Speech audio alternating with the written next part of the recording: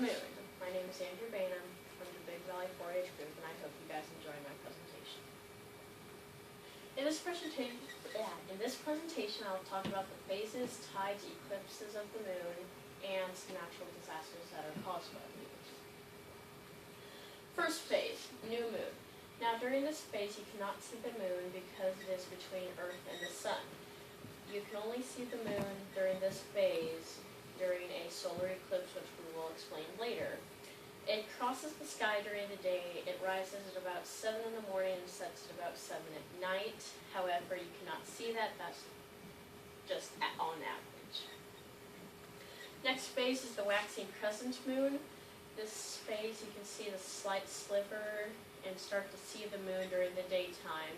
This rises a little bit after 8 in the morning and a little after 8 in the evening. Now, just a quick vocabulary check. Waxing means to grow, and waning means to shrink.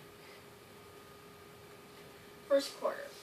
Now, a lot of people think that this moon should be called half moon, but it's truly not a half moon yet. It's only a quarter moon because it's only the quarter of the way through the cycle. The waxing gibbous moon. Now, this moon can look full, it can look not so full, but on some nights it will look full, but without looking close. But then if you look close enough, you can see that it is not full yet.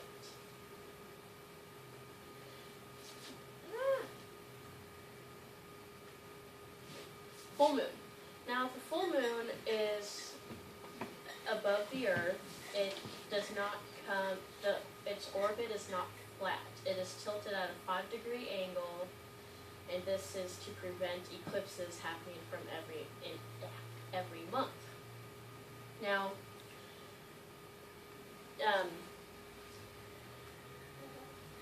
the waning gibbous moon. Now, once again, this can look full, and it not so much. Now, we start to see it shrink or wane, but the lighted portion and the dark side are switched. And that's because it's on the other side of the Earth. Now, third quarter. Now, once again, people think it should be called a half moon, but now it is 3/4 of the way through the cycle. Full moon was halfway through the cycle. Waning crescent. Now, you can see this crescent once again. However, it is on the other side of the moon.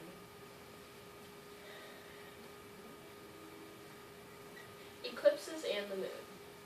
The solar eclipse happens only during a new moon, and this happens when the moon passes between the sun and Earth. And you won't be able to see the moon because the lighted portion is still facing away from Earth, but you can see a black sphere in the sky surrounded by the sun's fiery corona, which you can see if you experience one of these.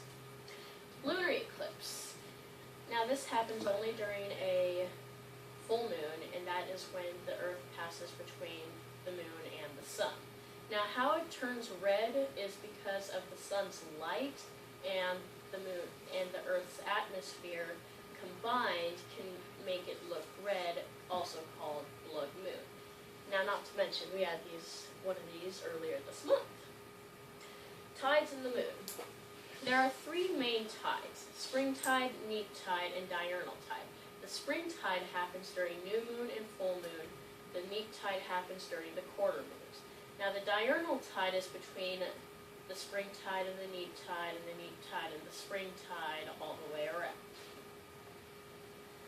And that is because of the gravitational force. Now, disasters in the moon. Now, these are 2 of the main prime examples of disasters caused by the moon. And if the Earth, moon, and sun all have gravitational pulls on each other, but when those gravitational forces get unbalanced, that's when you start to have a problem, because things like earthquakes can happen, and then if an earthquake happens in the middle of the ocean, that's when you have a tsunami, which both of these are very deadly. Thank you for watching this. I hope you enjoyed it. Any questions? Yes. Can you please explain gibbous? Gibbous. It is named after a Roman goddess. I'm not exactly sure for what, but it's basically like, not sure how to explain it. I just know it was named after a Roman god. Thank you. Yep. Yes. What phase of the moon, what phase is the moon in right now? Huh? Last night, what was the phase of the moon? Let's see. Last night was the waxing crescent, which is this. We are getting ready to move on to the first quarter. Yes. When you were speaking about the full moon, you Mhm. mentioned being offset by 5 degrees. Yes. Could you explain that a little, Now, little more? all right. So you have your Earth in the middle and your Sun over here. Your moon does not orbit the Earth flat, because that will mean a solar eclipse and a lunar eclipse every month. Therefore, the moon's orbit is tilted. So it orbits it like this. Now, real quick, I forgot to put it in my presentation, but the birth of the moon, the most explained and scientifically proven theory right now is the collision ring theory, which a body named Theia shared the orbit with Earth a long time ago. Now, when Theia's orbit became unstable, it crashed into Earth, and debris just launched into space, and then all came together forming a core, which soon gave a gravitational pull, and that's what brought the rest of the debris in to create what we know of today. How did you gain your interest in astronomy or the moon specifically? Well, back when I was in Sacramento, living there, I really liked the elements and the periodic table. But then once I came to Lake County, I had this wonderful science teacher. She just gave out so much good information. We did a lot of hands-on in class with the moon and stuff, and I just came to fall in love with the moon. What school did you go to? In Sacramento, No, in Lake County. I was at Terrace Middle School. Now I'm at a different school. Okay. I have one more question. Do you know what a blue moon is?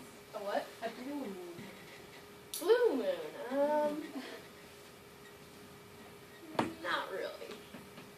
The blue moon is when we have 2 full moons in a month, in 1 month. Oh yeah, actually, if I remember right, we are going to have one of those in July. Thank you. Thank you much.